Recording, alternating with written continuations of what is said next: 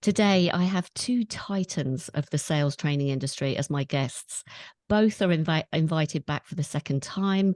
And we all know each other from old. So I'm really looking forward to a lively discussion and some unfiltered debate about sales and selling. So a quick intro to both. Marcus Cauchi is a good friend, my original sales mentor, and the person who actually inspired me to teach selling skills to frontline account managers. He's also the host of the Inquisitor podcast, where he interviews the brightest minds in sales and also continues to train and coach individuals and sales organizations around the world. Benjamin Dennehey is known as the UK's most hated sales trainer. Like Marcus, he is a veteran in the sales training industry and has trained hundreds of people in sales in multiple sectors and countries. He runs his own boot camps and coaching programs for salespeople too.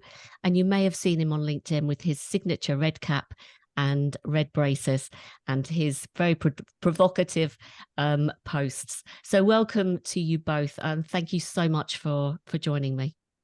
Thanks for having us. Thank you. It's a pleasure. So we've got an audience of mostly independent agency owners and account managers. From the agency owner's perspective, typically they've got an agency maybe of between 10 and 50 people on average. And a lot of selling and the role of selling is down to them. So could we kick off with the question to both of you, really?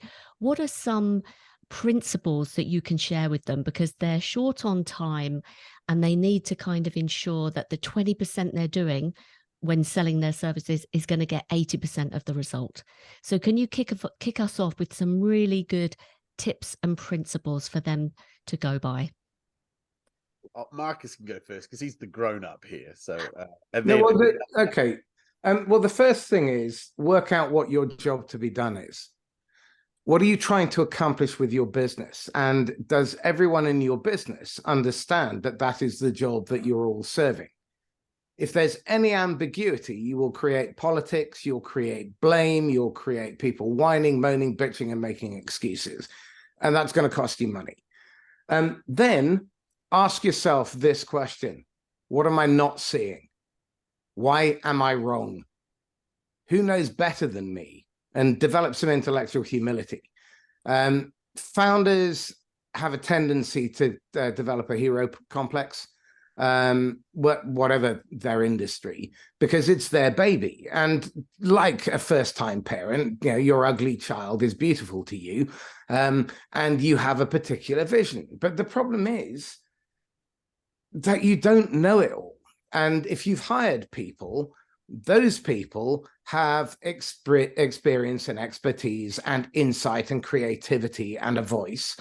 And if you micromanage or rescue or you control and you stifle any of that, and then you play the victim and tell everyone how hard you're working and how unfair it all is that they're taking your payroll and they don't understand, when you behave abysmally, look in the mirror, spend some time in reflection, slow down, and don't break the Jimmy Carr rule. So pause. What do you mean by the job to be done? Let's be explicit, because I know that comes from a book, doesn't it? A very famous book, but I could be wrong, Marcus. But just to clarify. Well, jobs to be done theory basically says that every business, every organization serves a job. Now, if you are a founder, it may be to solve a particular problem for a particular type of customer, and do so in a unique and valuable, incontrovertibly valuable way.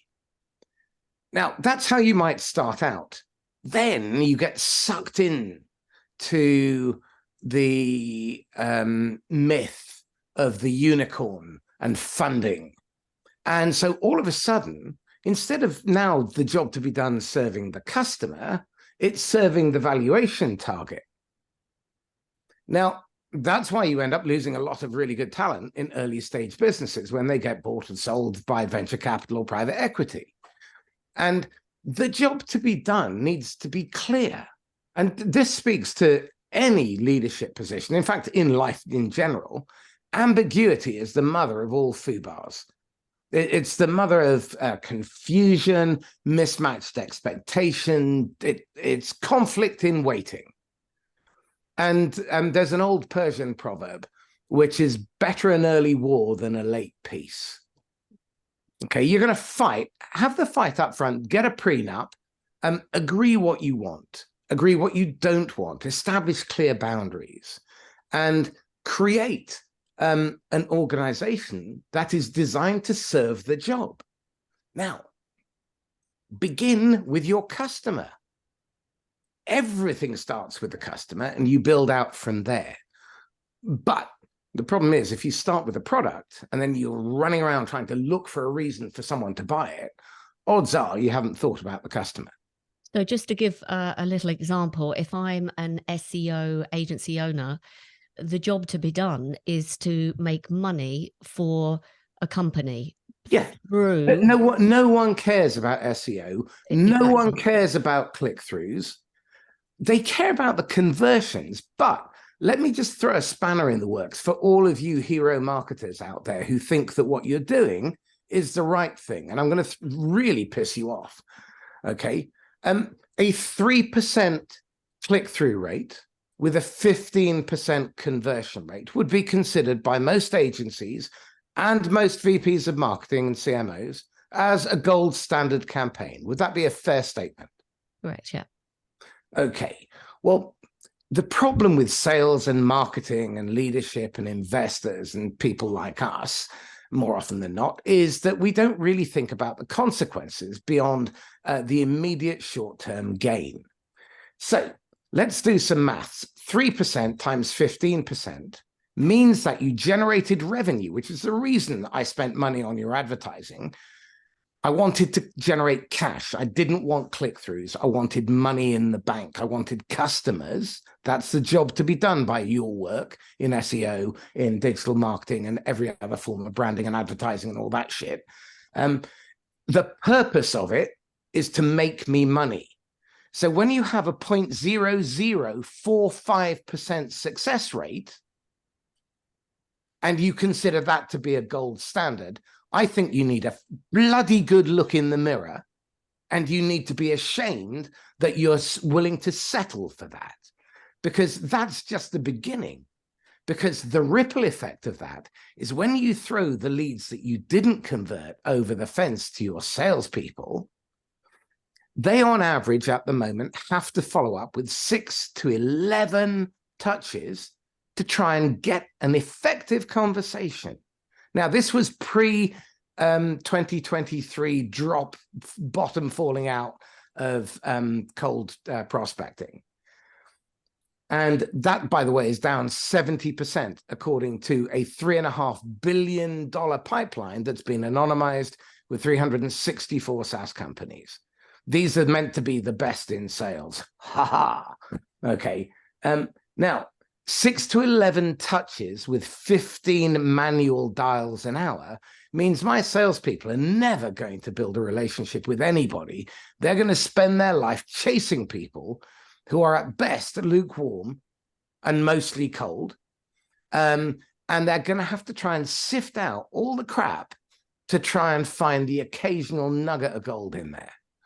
And then, wait for it, they have to have 14 effectives to get one first meeting, and they blow 7 out of 8 of those.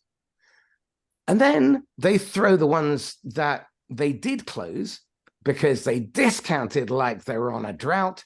They were running around like blue-arsed flies trying to sell to anyone, so they did, whether they should or not. And they chuck all of those over the fence to CS, who now has a bunch of tickets open from day one with poor fits and a bunch of churn risks, which then affects the bottom line. 15% churn means you have to replace 49% of your customers every 3 years. And to get one, you've just heard the palaver.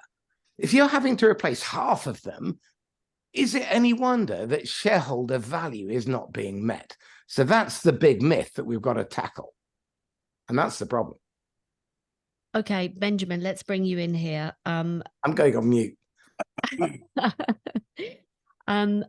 So Benjamin, I mean, you've obviously worked with loads of marketing agencies yourself, so you understand the problem. I mean, from your perspective, what would be your kind of go-to pieces of advice in terms of, you know, what they should start doing? What should they stop doing? What should they start doing? These agency owners, that it's down to them at the end of the day to generate sales for their agency. So I'll address this to the agency broader. So I spent 10 years in business development, in advertising in London. And I don't want that to sound really fancy and sexy. I was a telephone monkey. I could get in front of marketing directors, brand managers. One of my talents was getting people to meet with my clients.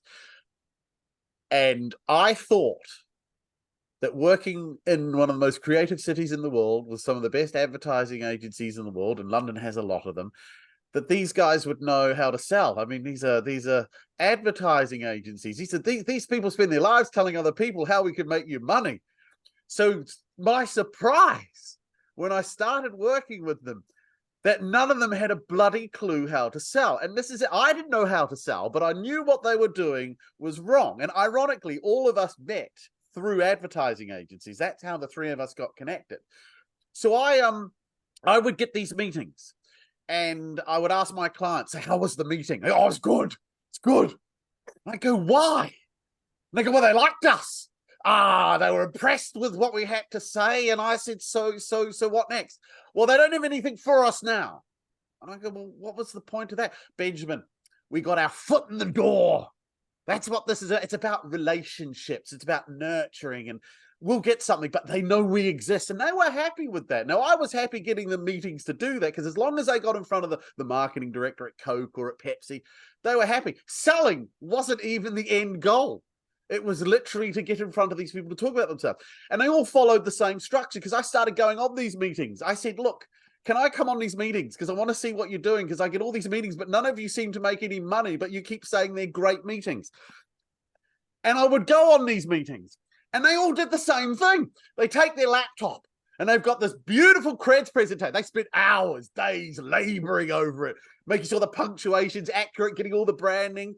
And they start off with, this is why we were founded. These are our ethos, our values. This is what we aspire to. So they got all that vomit dribble, and then they give you all the stats, and then they give some case studies. This is what we did for Nestle. This was the brief. This is what we did. And this is the outcome. And I go through that, and everyone's listening, and the marketing director will be going, well, that's interesting.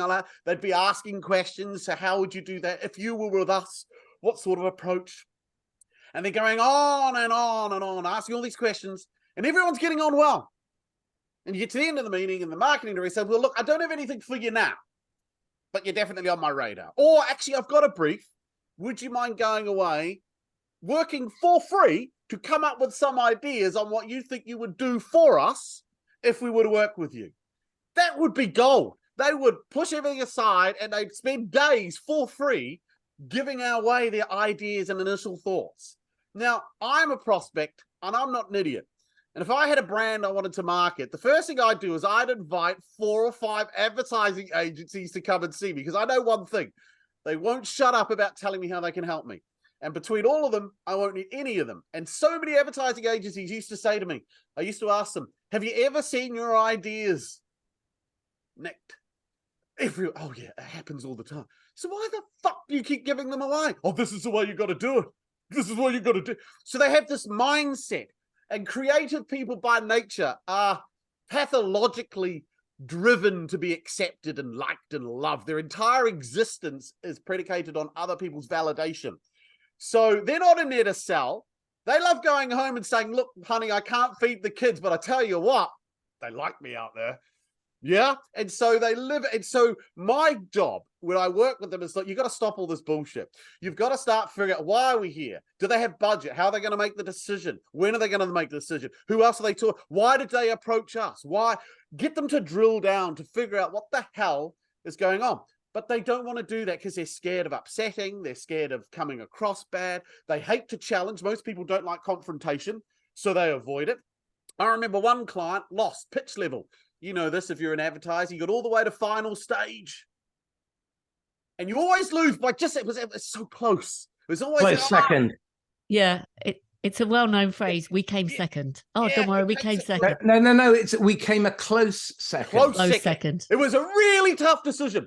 And then you get Yeah. to, sometimes if you're fortunate, you get a bit of a debrief. And this client, I admit, this was for a car company. And they got all the way, they spent about 25 grand developing their campaign and the pitch, and they lost. And I said, why'd you lose?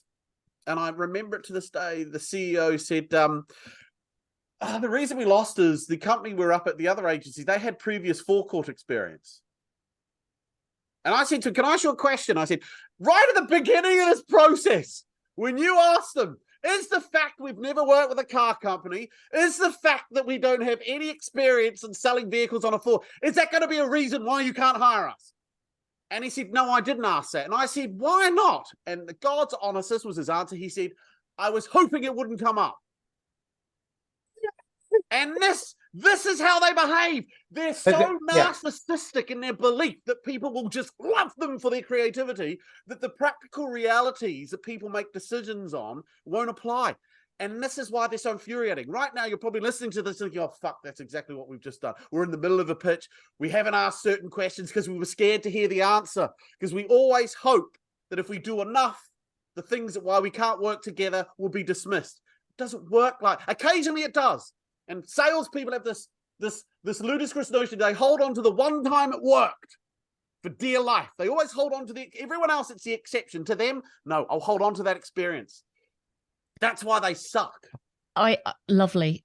Now, it kind of leads me on to what I saw Marcus do, actually, when we were all working together. There was a mutual friend that we had, I'll call him M, who was going to a pitch, but Marcus coached him and said, right, we're going to do it differently.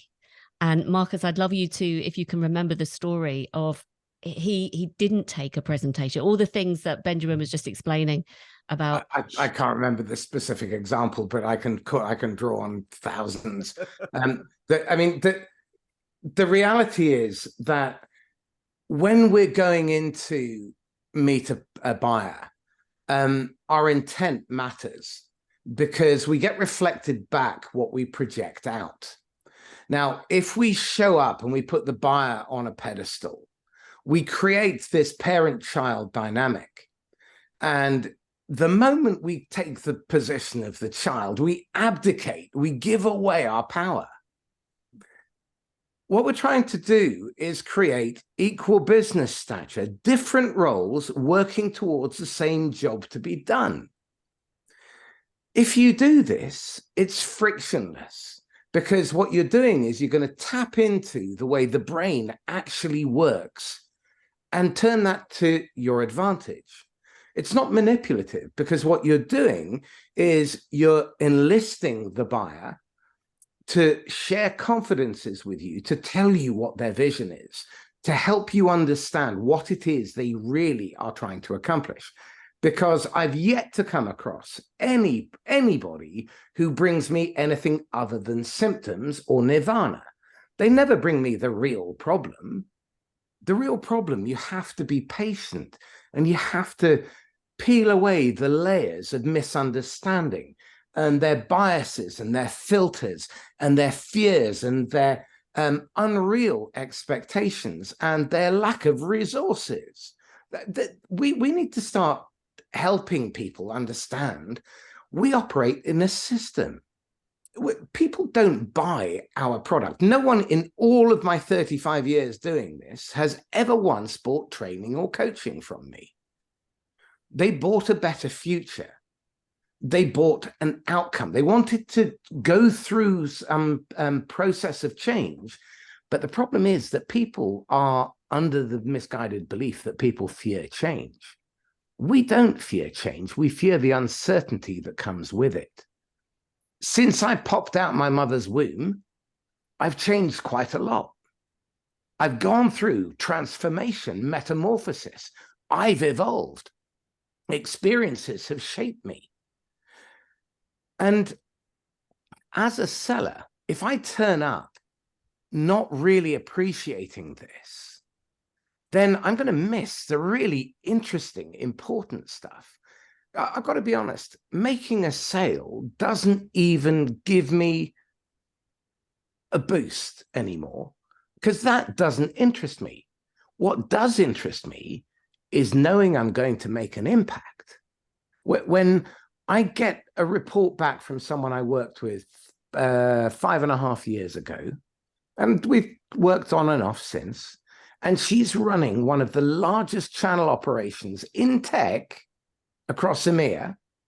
She has 2 toddlers, and her words are that she does her job almost every day in 8 hours whilst raising a 3 and a 6-year-old. And her husband's feedback to her is, you know, the thing that's different about you is you always seem to be present and be joyous whatever you're doing. Now, for me, that is success, not the money. I don't care about it. I mean, the money's easy. I just sell something. But if you're turning up with that as your intent, and it's to serve somebody, it's to really make a contribution and do so in a meaningful way, that I think brings some real sense of purpose to what we do. I've got a 40% close rate from people coming to me cold. The top end is about 3% for cold. So Marcus, you and Benjamin have a natural curiosity. So I can see in a first meeting scenario, you do have that intent, both of you, and you really want to understand the core problem. We've been talking about, what's the outcome that they want to achieve. I mean, talk us through, how do you end up getting your prospect to open up to you about the problem? I mean, let's just start there, because someone listening to this that's perhaps not as seasoned doing selling as you are, a little bit lacking confidence, thinking, just give me a bit of a roadmap to kick me off with. So Benjamin, we'll pop into role play then. You're an agency owner, 50 people, you're doing about 2.5 million, you're kind of flatlining, the market's turned, you've lost a couple of customers. Fair kind of scenario, Jen? Yeah. Yeah, okay. Benjamin, we'll skip the preamble and all that. So tell me something. It's 3 years from now. Yeah. And everything's gone according to plan. Tell me, what's the agency giving you in life? Everything's gone right. Describe the life it's able to afford you. Well, if it's going according to plan in 3 years, first of all, the business will be in a position where someone would want to make an offer for it. I built this to exit. This isn't going to be my life. So I'm not wedded, as you say, to exiting in 3 years. I'd like it to be in a position where if the offer arose, that I could take it. So that's one. And obviously, I live a comfortable lifestyle now, but I fund that like a lot of people through mortgages and whatnot. So whilst I live a comfortable life, I need to maintain a certain level of income. Obviously, my kids go to private schools and there's all the expenses associated with that. So I need to make enough dividends and whatnot and salary to feed that. I also need to save for a pension. Because when will the business be in a position where someone offers it? So over the next 3 years, I need to be in a position where I can fund my lifestyle. Mm-hmm. My wife doesn't have to work. She doesn't work now. She doesn't want to work. So I want to maintain that. Mm-hmm. And I want to be in a position where I have the freedom, the choice. If someone says, we'll give you X, I can say, fine. Or I can say, you know what? No, I want to hold out for more. That sounds like a really strong, solid vision. Tell me something. What's the number on that check that they would need to give you for you to just hand them the keys, walk away and say, thank you very much, and move on to the next phase of your life? Yeah. I sat down and figured that out. And after tax, so I probably need to find a really good tax accountant before we do this. But after tax, I'd like to clear 10 million. You'd like to clear 10 million. So realistically, we're going to be having to look at around 15. 15, give or take, yeah. Okay. And for you to get to 15, where are you now? Well, as you said, the turnover is around 3 million a year. About 3 million. So you've got. I don't know what that is on the EBIT data thing. I don't know. I'm not a financial whiz, but okay. I know it's not enough. I know I'd need to get to at least a turnover of 10 million for someone to be Yeah. Okay. So you've got a 5x in 3 years to meet your objectives. Yeah. And if you do that, tell me what'll be good about that. As I said, like I say, money gives you freedom to make choices. We all know this. We're smart men. We both know that money doesn't make you happy, but it certainly makes life easier. So I want to be in a position where, again, it's the choice. I may not sell. That's the thing. I want the option of being able to sell. Got it. And that is what I'm after. Okay. Okay. So what I'm hearing actually is this is really about agency. This is about having the choice and then getting there with the peace of mind, the certainty that if you want to, you can walk away because you're not emotionally attached. But in the meantime, it sounds like you want to have some fun along the way. A lot of fun. And I want to build up a team around me. I want to be able to be hit by the number 10 bus and know that this business will continue without me being around. Now, that's hard because I'm a bit of a control freak. Okay. But I know, I've read it on LinkedIn, good leaders like to hire better people than them. So that's what I need to be doing over the next few years. So I can literally extricate or take on a chairmanship role, pop in once a fortnight, have a chat, and take my dues. Okay. So can I ask you a question that may cause you some offense? Go for it. When was the last time you took direction from anyone?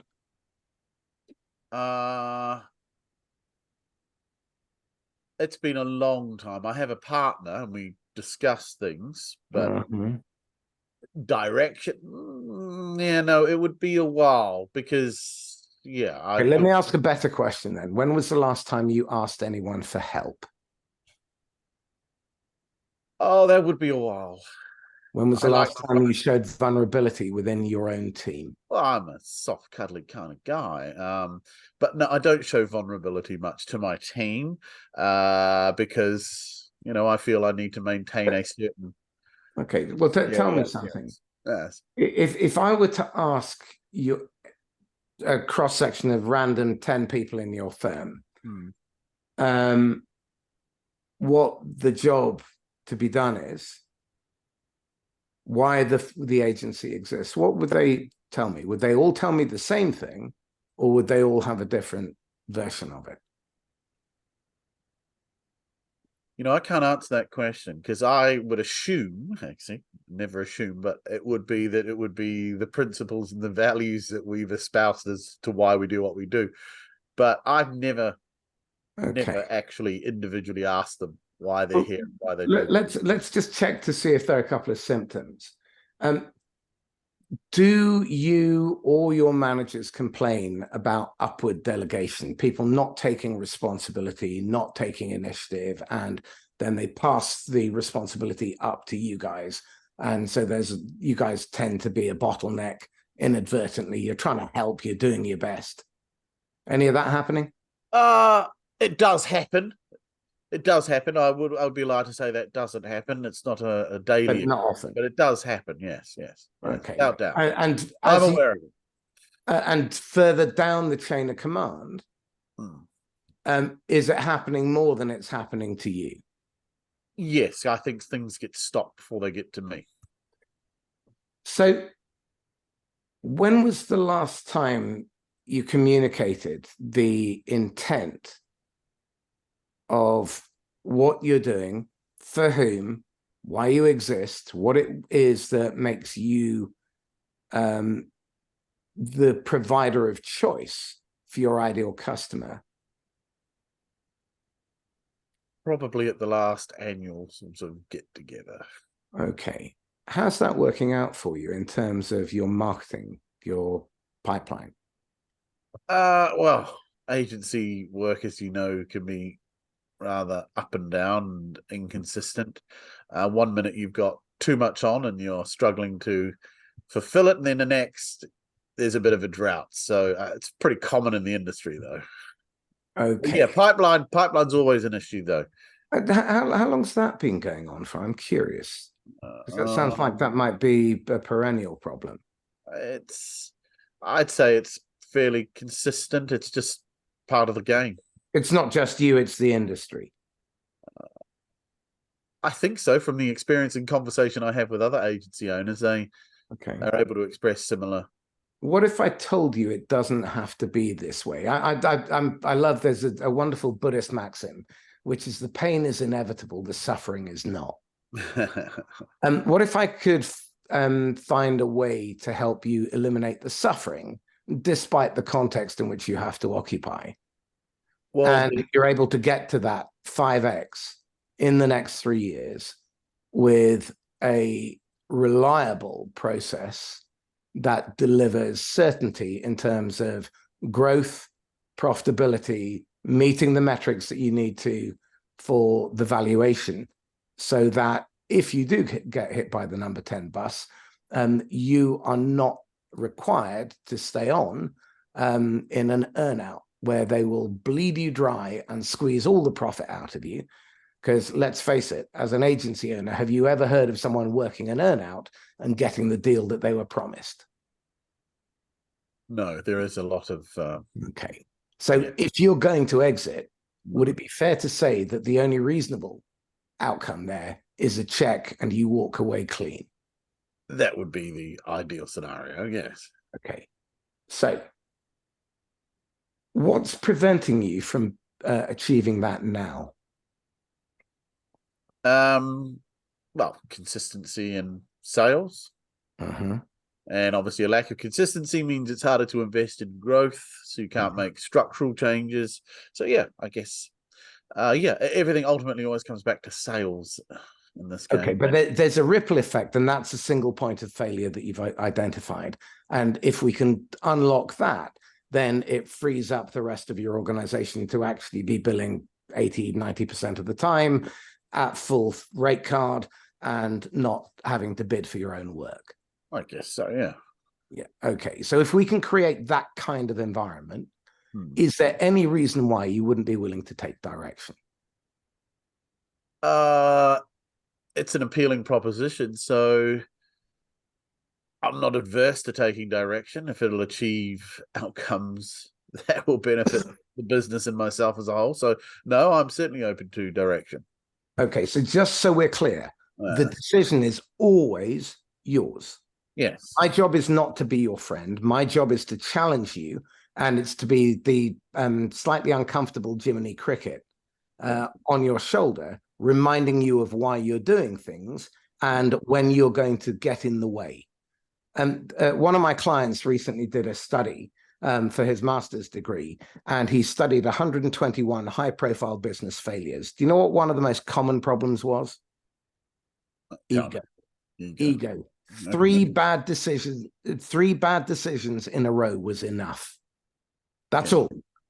So you make a bad decision in terms of your focus or your the way you're going to go to market. Then you throw a load of money at it, and when it's not working, you throw more money at it, because the reaction to the earlier one, the 3% times the 15%, is normally throw more money at the top of the funnel instead of ask the really sensible question, which is how do we convert 2 out of 8 instead of 1 out of 8 first meetings? That doubles the bottom of the pipeline for no cost. Doesn't sell more digital advertising, though. No. Fair enough. Can I interject? What about if Benjamin at this point says, well, you know, you've said to me, let's suppose we could fix this for you and get you to the point you want to be. Is there any reason why, you know, you wouldn't be open to a discussion about that? And he's obviously said yes. Yeah. But then, Benjamin, I mean, I don't want to put thoughts in your head. No, go for it. What if you start to think, well, it's the first time I've met this guy. He's painting a picture of potential nirvana. But, you know, has he done this before? You know, what credentials does he have? So I don't want to put words in your mouth, Benjamin. No, please. Playing it forward. No. Yes, because when you do role play, you have to pick a scenario. So there are multiples. There's always multiple. Yeah. Yes, you are right. So I could be less. I've been quite convivial in this exchange because we wanted to what Marcus do his thing. But no, you'll meet people that are far more pugilistic. Yeah, just go for it. So Challenger. rewind to that point. The reason I'm doing this is because Yeah. I think agency owners, this is really useful They're because going to be watching this. they're going to be watching and picking up how they should be conducting these kinds of meetings with their clients. Part of me's thinking, well, that sounds all very good, mate. It almost sounds like Nirvana. It sounds like you're selling me the gold plated. And frankly, I don't know any agencies that do that. I don't see how you could do that. It all sounds very good. And yes, I love the fact you've tied in where I want to go. Very good. I like all of that. I get it. But that doesn't help me realize how are you going to get me that. I don't see how you're going to get me there. I just don't get it. It's nice, but yeah. So what's your question? So how can you prove to me that this will work? I mean, because it seems like this is a lot that's got to go on here. And I just can't.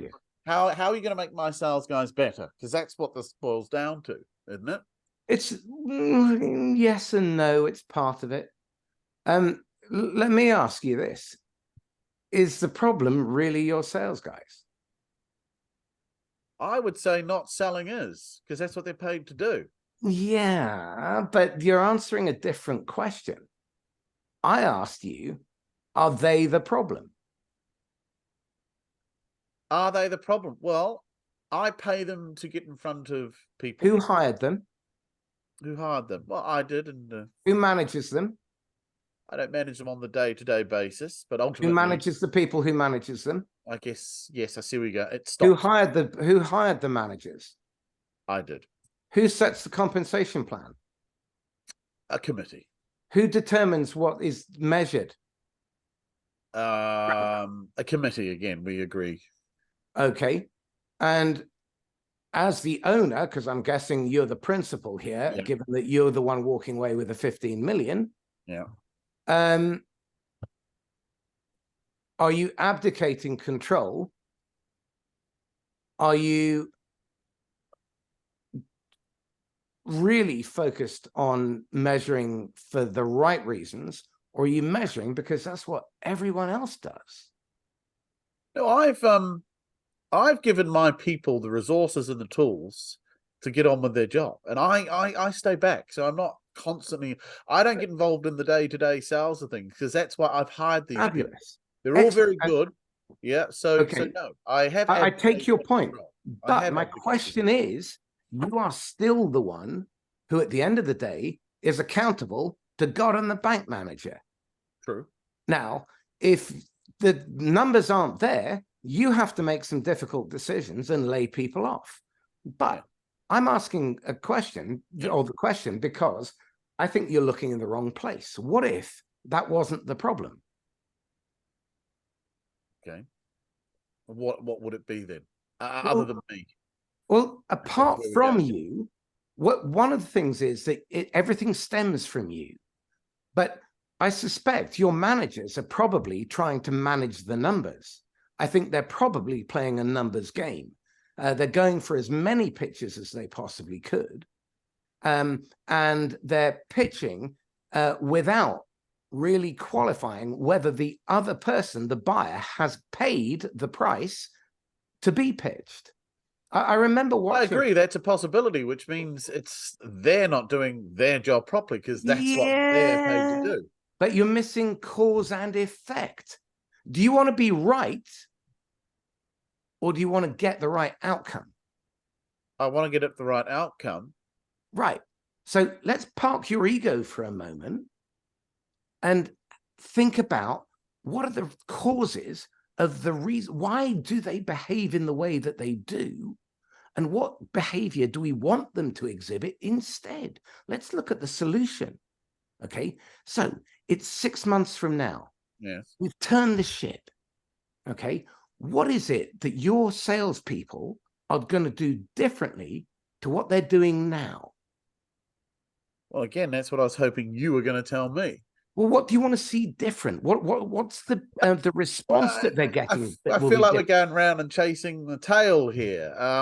Benjamin, I know what we need for them to be closing more. I hired people that were competent to do now this. We're getting somewhere. Why are they not closing? Well, this is it. This is a question I need to ask them. Well, I have asked them, and they give the usual BS. Okay, so tell me, I don't accept when you spoke to your customers and your prospects to find out why they bought from you or why they didn't buy from you, as the CEO of your agency, yeah, what did you learn? Well, I don't talk to people we didn't work with, but I have talked to customers, obviously, because I like to keep my finger on the pulse. And why did they buy from us? Yeah. Don't tell me because they liked you or because you were creative. Because neither of those are the real reason. So unless why they did were they buy? after getting an award. Okay, right. So why did they buy from us? I guess ultimately because we presented them with a solution they believed would work, and it did. Right. So we were able to demonstrate before we started with them why what we do would work. And how has that And it resulted in an expansion business? What do you mean? Where you've been selling to other parts of their ecosystem, to organically to them, to their alumni, to their family tree, to their customer's customer, to their partners, their channel. What are you doing to exploit that? You've done a great job. They love you. You've given them the outcome. And you're telling me that your salespeople are sat there without business coming in and you're sitting on a gold mine. Tell me what you've done. Oh, I see. So how have we grown out these existing customers? Yeah, your top 10% of accounts. How much of your turnover do they account for? I'd say over half. Okay. And what are you doing to ensure that no one of them accounts for more than 12%, because that represents an existential threat to your business? Yeah. Okay. No, fair point. We could probably grow the accounts out more. Okay. Well, which I would assume they're trying to do anyway, but again, that's an assumption. Really? So check on that. Yeah. Well, again, it's their job. Okay. Well, wait for it. Tell me when they report on a monthly basis, what is it? What do you see on that report? What are the numbers that they're showing you? Well, revenue. Yeah, appointment. Pipeline. And they're probably talking about first meetings, pitches. Yeah. Right. Yeah. Okay.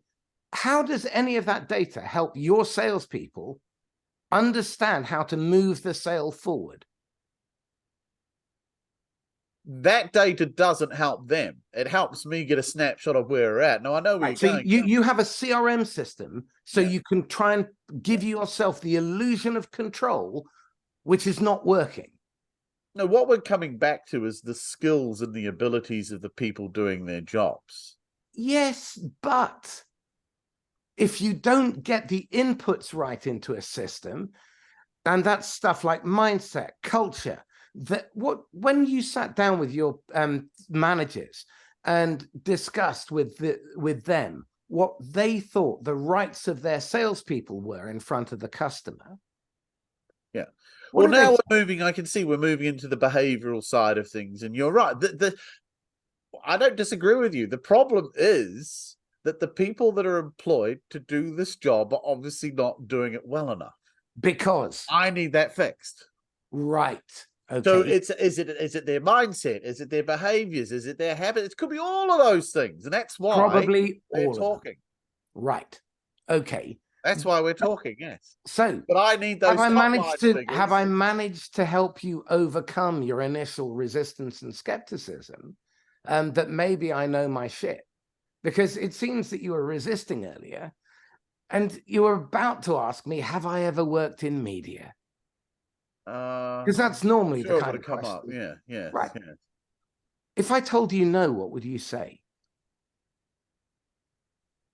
I'm going to be blunt. I don't really think not working in media is really a huge issue. I mean, selling, right? I'm slightly different from other people in the world of advertising. I don't think there's anything particularly special. At the end of the day, if we get to the final decision, and your pen is hovering over the agreement, which we've hammered out, that both of us would sign up to 100 times in a row in an instant without any hesitation, because it's that kind of deal where both of us get our outcomes met.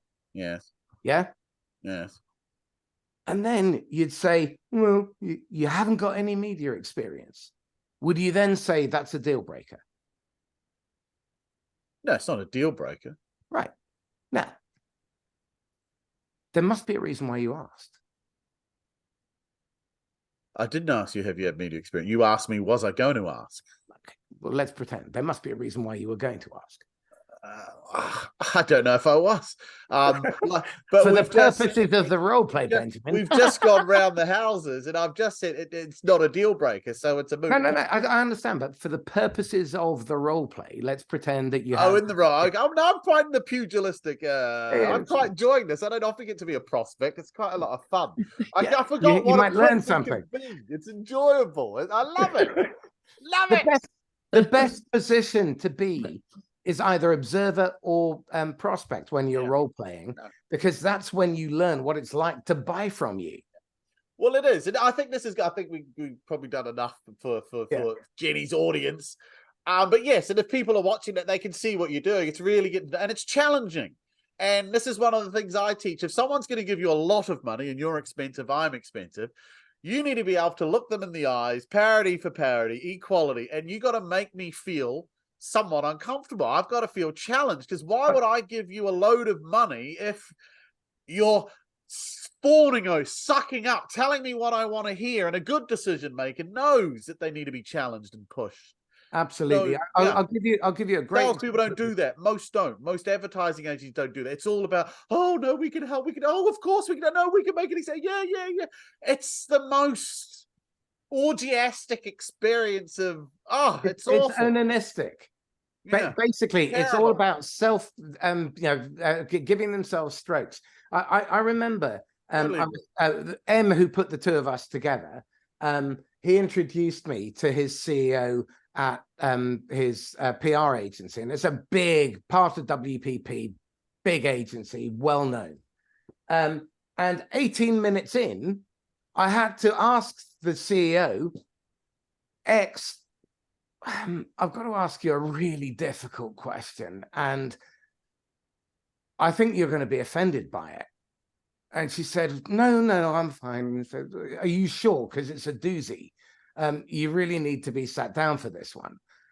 And she said, no, I'm fine. Go ahead. So anyway, I sort of laid it on a bit with a trowel. And I said, what's the probability that you're still going to be in post within the next 6 months?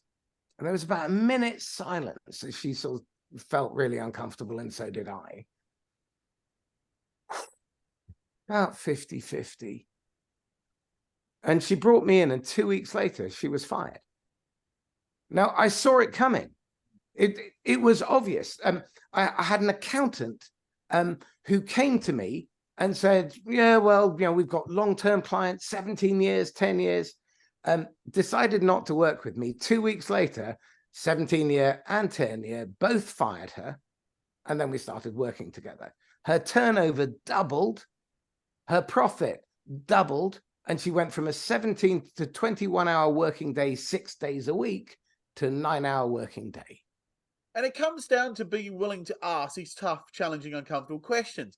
I've got so many similar stories. There was one I remember in front of a CEO of a waste management company.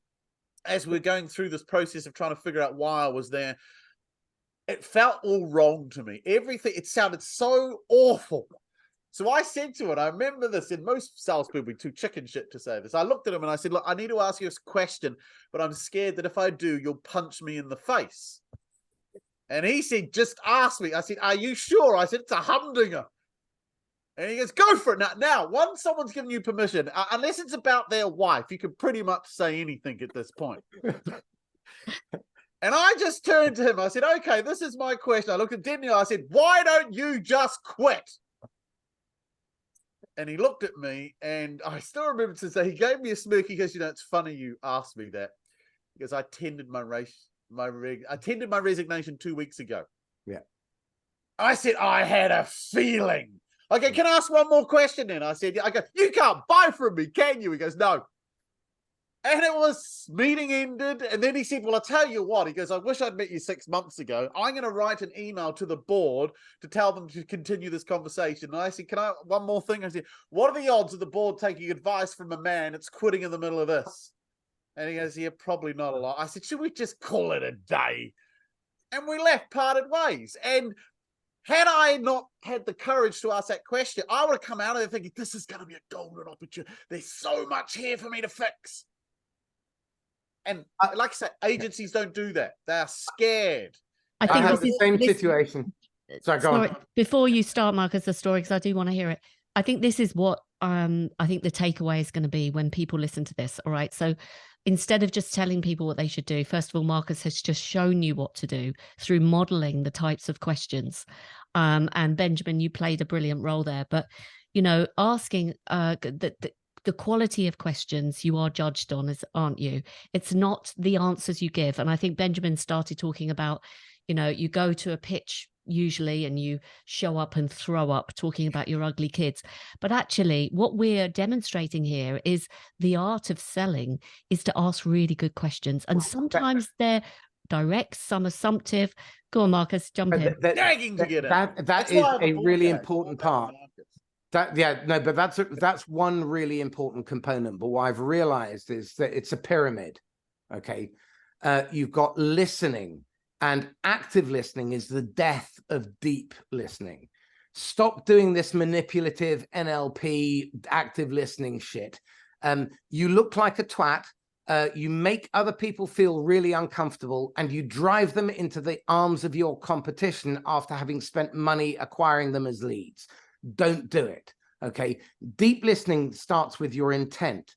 Actually give a flying fuck about what they want. Care about them, their outcome. And remember, they're only going to rent your outcome. I remember when you and I worked together and these words came out of your mouth, and I've quoted them many times. Okay. And you should cringe. And they are, you are never more than 3 years from being fired by a client. Now, that happened time and time again. They weren't just your words. I heard that for 15 years in media agencies, from big PR agencies to one-man bands, to from everything from medical to finance to packaging and everything else. There was a program called The Pitch on Channel 4 in the 2000s. I bought myself a rubber brick because I was about to put my foot through the TV. It was a miracle it survived. I was so incensed by the robbery, the absolute gall of the buyers, and the stupidity of the agencies, the vileness of the leaders, saying to people, if you don't come in, you're going to put your phones in here, and for the next 2 weeks, all we are going to do is bleed ourselves dry in order to give our stuff away for free and not win it. And you can't see your kids. I don't care that it's their birthday. Well, that's obscene, and I've seen that happen in agencies. They're always pulling all-nighters. That's obscene and irresponsible. Well, let me make a point, Marcus. There's actually a bit of a movement within the agency industry at the moment about this very thing and about the impact on mental health. Like it was never talked about in my day, but it's being talked about a lot now. Like 60% of sales managers are today suffering from a stress-induced mental condition that is health-threatening. And on average, they have 6 to 7 direct reports. In the United Kingdom, there are 2.4 million accidental managers. These are people who are scoffing their Weetabix, avoiding speaking to anybody one morning. They got tapped on the shoulder and told, Jenny, I need a word. And your heart sinks thinking you're going to get fired. Bad news sinks a little bit further. We've just had to fire your idiot boss. Good news, you're the idiot boss. Off you go, sweetie. And there you go. That's your runway into management. You've got to go from being an individual contributor to being a team player whose job it is to get everyone over the line. And who doesn't get any love and attention, who is in the most precarious position of all, managers. They can get fired, they can get sued, they can get penalized, they can get demoted. Their reputation can be shot to shit. But a good one makes all the difference. I think of someone like Adam Wilcox. He takes over his team as a brand new manager for the first time. They're a bit ahead, but he's working really hard. We start working together. He focuses on the medium-term pipeline, focuses on being absolutely transparent, honest. They always raise every objection. They tell the buyer why they shouldn't buy from them. They're 600% ahead of the market in only 8 months. Sadly, his father died. He took a step back. 3 months in with a new manager, they're operating at the same level that the rest of the market is. Now, therein is a major opportunity. Middle managers need to learn how to be coaches. They need to learn how to be decent human beings instead of supervisors with a machete or a gun. None of that. I've been in this business a long time now. I still don't know what a sales manager or a sales director actually does all day. Because they certainly don't train, they certainly don't coach, they don't prospect. I honestly, still to this day, I don't know what they do other than look at spreadsheets and yell at people when stuff is, or go in for the close, the final meeting where the glory. Steal the glory. There are two things that these people can do. The first thing is keep an energy diary, an energy journal. Every hour, get your alarm to go off and just track what you've been doing. And do you feel more or less energized than the last time? Give yourself a score, maybe an identity score and a role score. How do I feel about who I am? And how do I feel about my role performance? And what's my energy score? Keep a track of that for 2 weeks, because chances are the stuff you're avoiding, procrastinating, doing a really bad job in, being a bottleneck, that's the stuff that drains you. Well, then create a blank page, put a rectangle in the middle, 2 inches by 3 inches, and then draw bars so you've got quadrants on the outside. Top left, write the word doing. Top right, deciding. Bottom right, delegating. Bottom left, designing. And middle, developing. Okay, now, where do you spend your time during the day? Doing? Or do you spend your time making decisions? Should you be the person making decisions? Would it be better if you trusted your people to make the decision and you move those down the chain of command in order to empower those people and free you up to do higher value work? So divide your tasks up into £10 an hour, £100 an hour, £1,000 an hour, and £10,000 an hour, and then see where you are spending your time. Because if you're avoiding the 1,000 and 10,000, or you're not able to get to those, you have to ask the question, is there a better way of working? And the answer is yes. Calendar blocking, that's a start. Oh, I wanted to tap into something you said before about Adam. It's something I obviously teach and something I do. Telling people why they can't or shouldn't work with you is so powerful, because most people leave or try to avoid that ever coming up. And what is the point of getting through the whole process to discover something that is a red light? So some objections are red lights. They can't be moved to amber to green. They're absolutely solid. So why go through a whole sales process to get to the end to discover that that red light can't be moved? And I was going to say, I remember getting in front of a CEO. He did not want to be there because I refused to go on a sales meeting unless the MD or the CEO's there. There's no point unless the decision maker is ultimately there. He didn't want to be there. You could tell he was hostile. And I thought, well, bollocks to this. I got nothing to lose. So I said, look, I'll tell you why we're not going to work together. And I gave him the 3 reasons. And the beauty of it is they argue with you while you're wrong. Every time. I said, do you know how expensive this is going to be? He said, what? I said, if we do this, you're going to give me at least £50,000.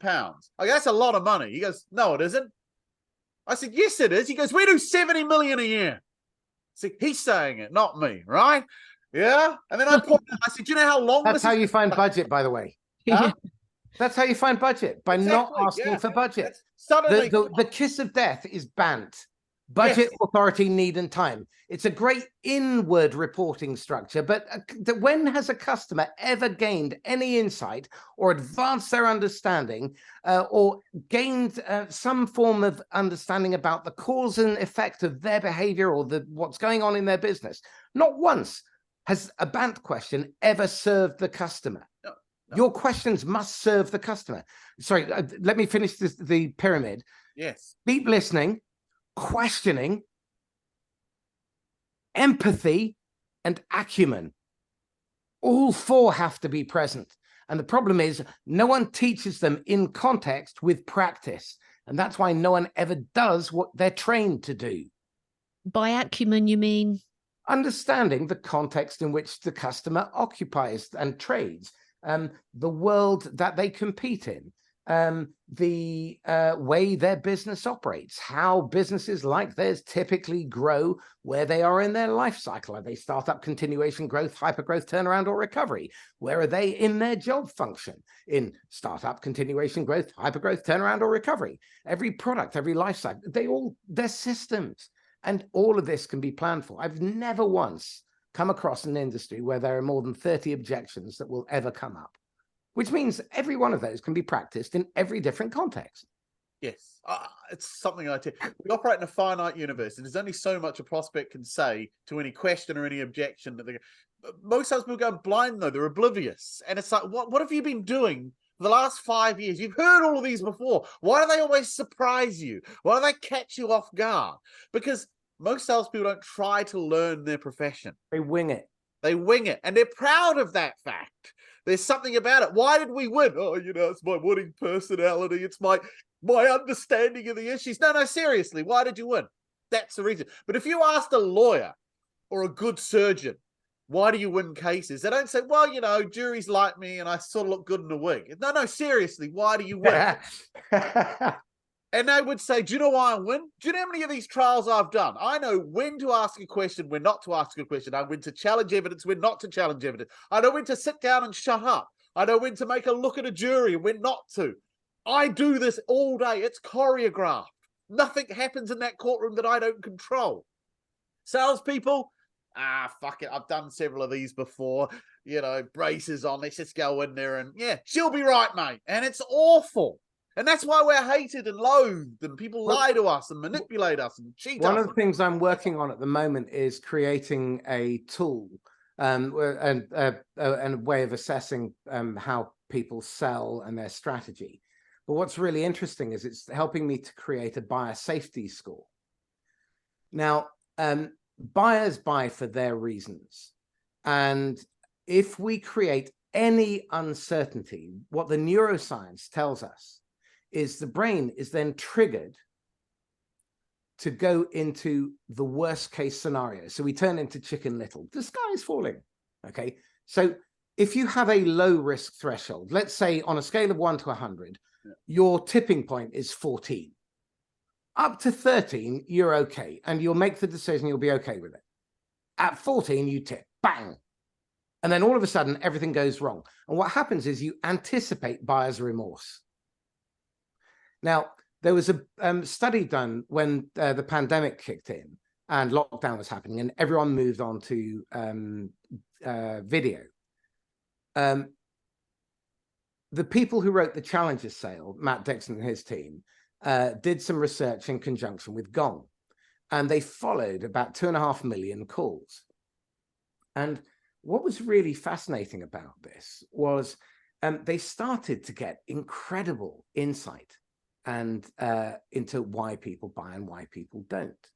One of the most interesting bits of data that came from this was that if there is swearing, you have a 6% higher chance if the salesperson swears first of closing the business, and 28% if the buyer swears first. Now, it seems counterintuitive, but what? Really, why? As someone who's a bit salty-mouthed, I appreciate this data. It validates me. But what's interesting is for someone to be that close, that intimate, that open, that vulnerable, yeah, that emotional, there has to be rapport. Now, we then look at Charlie Green's trust equation. Trust equals credibility plus reliability plus intimacy over self-orientation. Well, credibility and reliability are table stakes. Anyone turning up should be able to do the job. Okay, if you're in SEO, you should be pretty good at SEO. And if you're not quite high ranking, then I've got a question, why not? If you're good at this stuff, then what I really want to know is, I've lost my train of thought. Where was I? This was fascinating about the swearing and. Oh yeah, swearing. Right. Well, it demonstrates that with that equation, the most important part is intimacy, because credibility is I can do what I say I can. Reliability is I do it, as I said I would, to the time, budget, and etc. But intimacy is the thing that's the missing link, and that's the difference between the top 4%, above average performers, and low performers. It's the level of intimacy. And the level of intimacy comes from listening to people. 60% of all pipeline ends up in closed lost, no decision. So basically, they go through the process and then they end up in the status quo. Now, what we also know is that throughout the entire buying journey, which goes from realizing there may be a problem but can't quite put my finger on it and making space for it, to passively looking to learn how I might be able, what it is, all that kind of stuff, to then actively looking to see what my options are, to deciding where I'm making trade-offs, to my first use where my anticipated buyer's remorse could then be triggered and I'm in instant regret trying to get out of the deal. Yeah. And then ongoing use, which is where all the money is. And this is where I have to create habit. Well, the problem is the way most marketing, the most sales approaches things is they bombard people wherever they are on the journey because they don't understand that their job is to turn up and be the guide, not the hero, and meet the buyer where they are, not where you wish they were, and to make sure that you turn up at their struggling moments or around their struggling moments so you can help them through that. Now, the best time to do this is in passive looking, when there's no competition. So this is where Benjamin and I take a slightly different perspective, because his customers are typically looking for something more transactional. I'm too lazy to be transactional. I would much rather, as I have not made a cold call since 2004, because I systematized referrals. I've taken that to the next level. So now we have an ecosystem of adjacent providers, all of whom share our values, all of whom understand that the number one objective is to ensure that the customer's job gets done. And we've got certain rules about how we behave. No assholes. There's no room for ego. When it's never take advantage, even if you can. When it's your turn to lead, step forward. When it's not, step back. You know, stuff like this.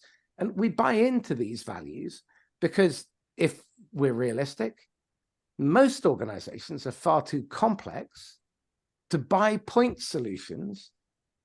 They need to understand that they need their partners, their suppliers, to understand that there are lots of moving parts.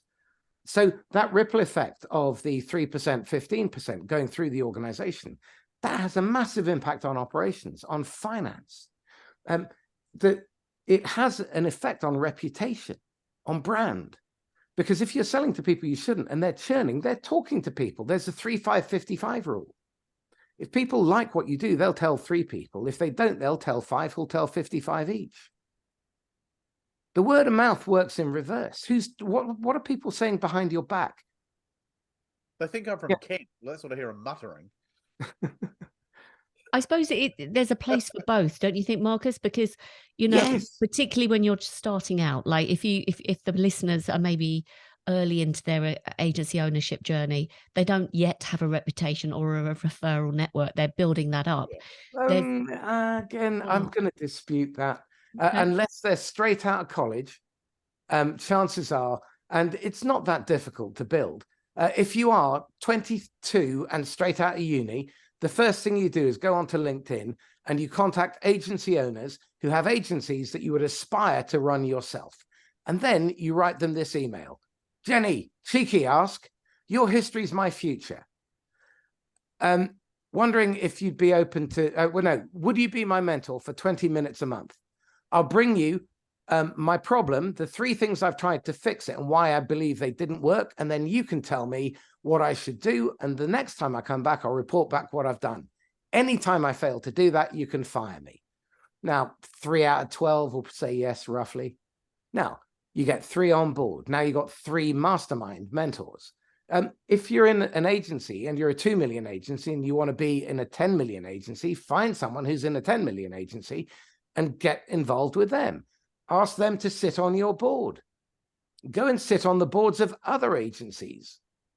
Nice. So that they then will pass on referrals to you because they're... Well, not only that, learn how other people do things. As learn well as, how to screw it up in different ways.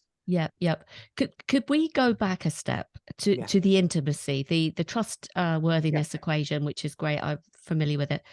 And what Benjamin often talks about, like the purpose of a cold call, or the purpose of the first meeting.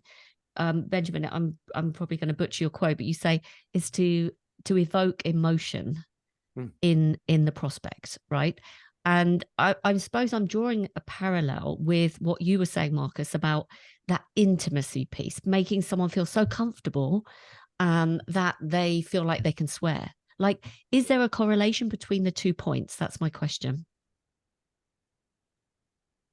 Are you talking to me or Benjamin? Well, both of you, but Benjamin, let's start with you. Can you clarify what you I usually guess in say? many ways, I'm the swearing thing's interesting because my clients and prospects naturally swear when they're around me because I've created such a character that they feel quite comfortable with it, and they know I'm quite blunt. So I have amazingly frank and open conversations with people that want to work with me, and I go into every meeting not trying to sell. I know that the art of a salesman is not trying to sell. In fact, I know there are more reasons why we shouldn't work together than why we should. So I'm going to go through those first. I'm going to give you every option. Do you know how hard it is to get someone not to buy from you? You keep trying to get rid of them. It is incredibly difficult. Really And is. I've signed up 3 clients in the last 3 weeks. Every one of them, I pushed them away as hard as I could. And they kept coming. Every objection I gave as to why you shouldn't use me. There was one. I won't mention any names in case they watch this, but they're very what you call professional. And I was on the call with the CEO and the guy, one of his directors, who'd said, "I like this guy. We should get him." And so they set up the call. And I looked at them and a backdrop of London in the background and they're suited. And I just said, "Look, guys, before we start, I don't see how this is going to work." I said, "How the fuck?" And I said that. I've never been. "How the fuck did you end up talking to me? Of all the sales trainers in the world, how on earth?" And do you know what? The CEO argued with me why I shouldn't let their appearance bother them. He's convincing me why I shouldn't worry about what. And The hardest thing is keeping a straight face. I'm trying not to laugh here. And then the meeting was going on longer than expected. We get to near the end and the CEO says, "Look, I've got to go, Benjamin." And then he leans in, he goes, "But I just want to say one thing. Again, just to remind, don't worry about what we look like. We need help." Oh, And it's just, and so because people say you're incredibly open and honest. Like, well, I got nothing to lie about. I know what I teach is hard. I know it's going to take time. I know it's going to cost you a lot of money. And there are a lot easier ways to make money than fixing yourself. Put your prices up. Hire better salespeople. There's so many other ways to fix sales than using me. But if you're going to use me, you got to be prepared that this is going to be an incredibly uncomfortable, eye-opening, challenging experience. That's what they want because they know we've got to the point they've got to change. So, yeah, I love the swearing thing because you are right. It does it shows they're relaxed, they're comfortable enough to feel that they can say things that, well, you can't normally say that. But you've made a really important point and you've illustrated it beautifully, which is that you are fully authentic in who you are. You are this all the time. Yes. I am this all the time. A limited number of people will appreciate that. And my view is that maybe 3% of the entire planet could possibly engage with me out of my total addressable market, which is half the population. So my job is to enlist people. My job is not to sell. My job is to facilitate the right decision for them, for now and the future. And it's got to work for both of us. And this is where people don't understand win-win. Win-win does not mean compromise. Win-win means that both sides get their needs met eventually without compromise, and both sides would willingly sign up to the same terms immediately without any hesitation at all 100 times in a row. If you are not creating deals that are that good, then you're doing it wrong. And you're creating work for yourself. Yeah. It's such a good point. It's such a good point. Listen, there has been so much value in this conversation, and I'm so sad that I have to wrap this up, but I'm going to have to. I would love to have you both back on, because Yep. I mean, I just think that there's just so much that you've shared, and it's probably going to take a couple of listens for the people who are listening to this, the agency owners, because there are so many golden nuggets. So, Marcus, Benjamin, thank you so much. Any parting words of advice or wisdom that you can share before we close? I was going to say, if there are any agency owners watching this and they want to talk further to me or Marcus, I can only end with this, because I end it with everything that I do: buy our stuff. Yeah. That's why we're here. Well, Buy our stuff. In all seriousness, where can people get hold of you? Like, Benjamin, start with you. What's the best way, if anyone's listening that's resonated? How can they contact LinkedIn, you? so you can find me there. Obviously, UK's most hated sales trainer. You Google that and you'll get my website. It's impossible not to find me. That's how you find me. And Marcus? LinkedIn for me, the Inquisitor podcast with Marcus Cauchi. We've done over 500 episodes, and I had one guy contact me a month ago, Ed, and he said that he's been listening to 2 to 3 hours a day for the last 3 years. Which, again, the listenership, they listen typically to 2 to 3 hours a week, but he's 2 to 3 hours a day. And in the last 2 months, he's carried the entire team quota of 8 people. They're not selling anything, he is. And he's done his 2 largest deals from what he learned from the podcast. Now, so the podcast, I'm on Twitter maybe for now. I'm not sure. It's just turned very Benjamin-y. It's got proper. But yeah, and the Marcus at laughs-last.com. So we set the company up thinking that he who laughs last laughs longest. And that's the case. I mean, if you're not having a laugh when you're selling, when you're planning, when you're strategizing, you are definitely doing it wrong. Because I spend 95% of every waking hour in a state of joy and happiness, and it's fun. It's fascinating. Yeah. And I know for a fact that me and Marcus have many differences and of opinions on a variety of things and how to do things. But I know the one thing we both share in common is both of us try so hard not to laugh when we're selling, because we are having so much fun, because we know what's going on, we know why we do it, and honestly, I've stopped even bothering doing that now. Yeah, I've stopped even doing that, because there's no point. You just turn up and you be who you are. Yeah. And when you are, you're so much happier. I mean, the amount of effort that I don't have to make. I'm a big fan. So this is it. Karl von Clausewitz. He used to hire Prussian officers for laziness and high intelligence. You should do the same for salespeople. Minimum effort, minimum loss of life. Yeah. Nice quote to finish on. And I just want to say final word. Having worked with both of you, having seen you both in action, I'm 100% behind my recommendation to work with either of you. So if anything, well, absolutely. And I don't give endorsements very often, because I have to have seen it and experienced it with my own eyes. For both of you, I've worked with both of you, and you are the utmost professionals and have made the biggest impact in my... Never been accused of being professional. I was going to say that I've never been called a professional in my life. Professional as in, you know what you're doing. You know what you're doing in sales.